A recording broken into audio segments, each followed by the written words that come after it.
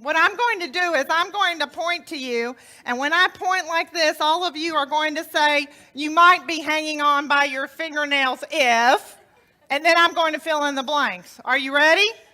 Okay, 1, 2, don't forget now, every time I point to you, 1, 2, 3. You have gained 20 pounds and lost your 20/20 vision.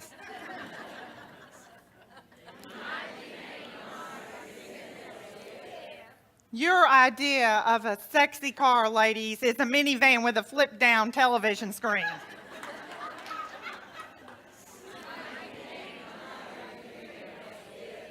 Your boss asks you to do something in your spare time.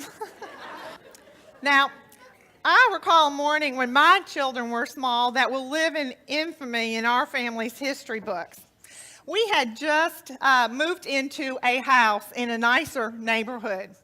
And now, can I talk about my husband? See, he's hours away in Shreveport, but none of you better tell him. Well, he's a banker, ladies and gentlemen. And I had finally convinced him we needed a bigger house. And when we moved into this nice new neighborhood with our minivan with the peeling paint on the side, I informed him I really didn't think that minivan went very well in this nice neighborhood. And he, of course, as a banker, informed me that we were going to pay a few house notes before we bought a new car. And so on this particular morning, we've only been in the house a couple days, and it's the first school morning. And I want you to get a picture of my house. It does not look like the Leave It to Beaver scene at all. These kids are running around, they're screaming about stuff, and my youngest one is screaming at me, I want you to French braid my hair. I have got moving boxes and everything piled. I don't have time to French braid hair on this particular morning. They're already late, complicated by the fact I have no idea of how to French braid hair. And so I turned to my husband, I said, would you please get these kids off to school before they're late? And I'm peeking through the blinds. Well, now, our driveway at this house, it was slanted, and the minivan was out there, and I watch everybody get in, and I'm, kind of worried about this one that's still screaming, she won't French braid my hair. And I'm watching as he's backing down the driveway, and all of a sudden the van comes to a sudden stop.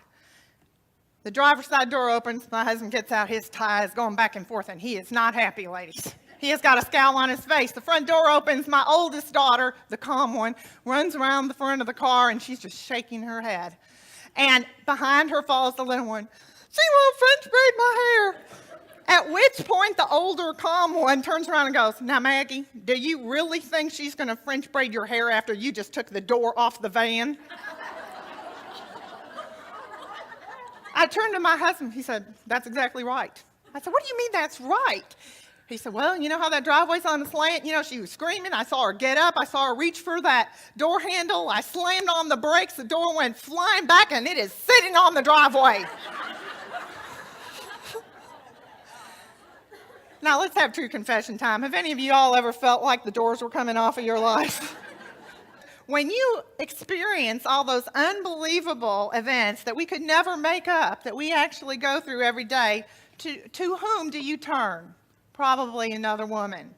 Well, do you know that is now proven to be a physically healing process? A landmark UCLA study suggests that women who respond to stress, or they do respond to stress with a cascade of brain chemicals. Now, I know you men are saying, I know what those chemicals are, right?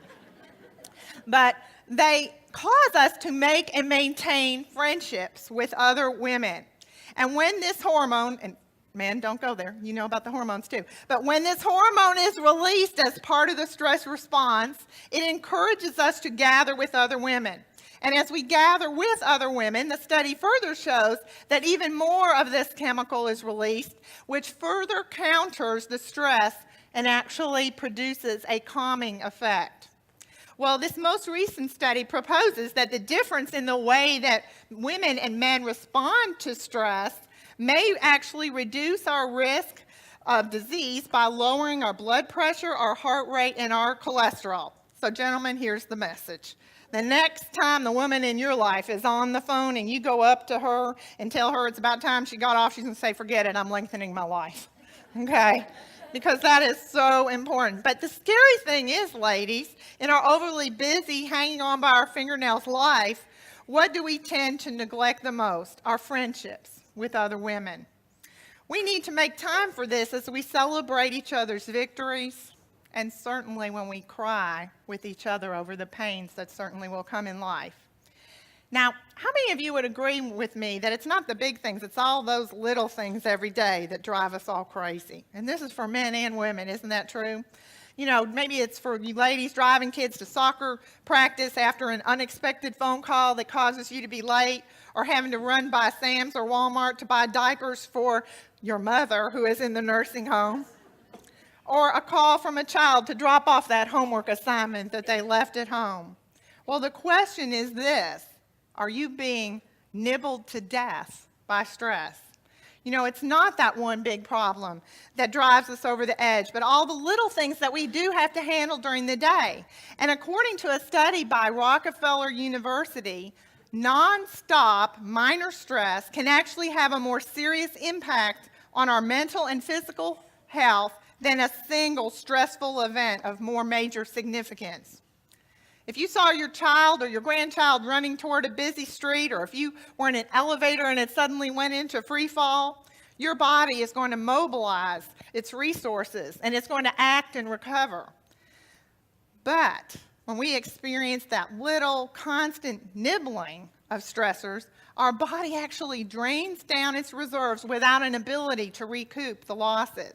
And if that daily stress doesn't stop, our overload, now listen up for this, can weaken our immunity, can strain our heart, can affect our memory, can cause depression, anxiety, and yes, can even cause weight gain. Now that about covers all my symptoms. How about yours? Well, given all this, isn't it bizarre that we seem to be in some kind of competition to see who is the most busy and who is the most stressed? You know that friend that I mentioned earlier? Don't you know that right in the middle of her telling you about what a nightmare day she's had, what are you going to say? Girl, you have no idea. That's nothing as bad as my day. Now, how many of you would agree with me that it's not the big things, it's all those little things every day that drive us all crazy? And this is for men and women, isn't that true? You know, maybe it's for you ladies driving kids to soccer practice after an unexpected phone call that causes you to be late, or having to run by Sam's or Walmart to buy diapers for your mother who is in the nursing home, or a call from a child to drop off that homework assignment that they left at home. Well, the question is this: are you being nibbled to death by stress? You know, it's not that one big problem that drives us over the edge, but all the little things that we do have to handle during the day. And according to a study by Rockefeller University, non-stop minor stress can actually have a more serious impact on our mental and physical health than a single stressful event of more major significance. All of us need to kind of change this. So I'm going to ask you to repeat after me. Okay? So whatever I say, you have to say it. I promise it's all clean. Okay. I'm sorry, I can't chair that committee. I'm so sorry, I can't watch your kids this weekend. Little darling. I'm so sorry, I can't join your club. I am just too darn busy. Well, you know, we are all too busy, but you know what else? As women, we don't do enough for ourselves. Right now, I want you to turn to the person next to you, and in 1 minute or less, I want you to tell them the last thing that you did for you. Okay? You got 1 minute. Go. If you couldn't just now tell the person next to you something that you do just for you, I really challenge you, go home and figure out what is that going to be.